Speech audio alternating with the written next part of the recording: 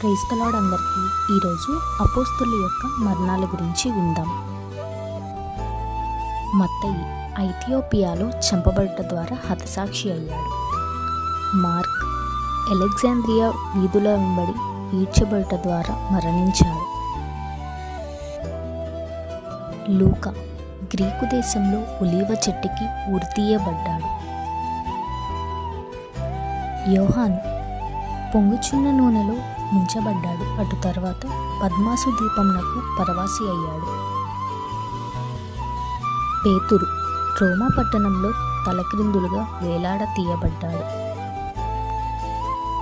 యాకోబు ఒక కొండ శిఖరం పైనుండి క్రిందకు తోయబడి చనిపోవునట్లు కొట్టబడ్డాడు.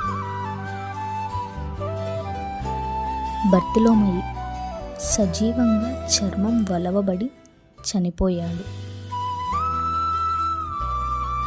అంద్రెయ సిలువకు కొట్టబడినప్పటికీ సువార్తను ప్రకటిస్తూ చనిపోయాడు. మత్తీయ రాళ్లతో కొట్టబడి తల నరికివేయబడి చనిపోయాడు. పౌలు నీరో చక్రవర్తి చేత తల నరికింపబడి చనిపోయాడు. తోమా ఇతని మీద బాణాలు విసురుట ద్వారా చెన్నైలో ఇతను చనిపోయాడు. జెబెదయి కుమారుడు యాకోబు ఇతను తల నరికివేయడం వలన ఇతను చనిపోయాడు. చివరగా సీమోను ఇతను సిలువ వేయబడ్డం ద్వారా చనిపోయాడు. ఇలాంటి మరెన్నో ఇంట్రెస్టింగ్ వీడియోస్ కోసం please follow our channel spiritual journey with Christ. Thanks for watching.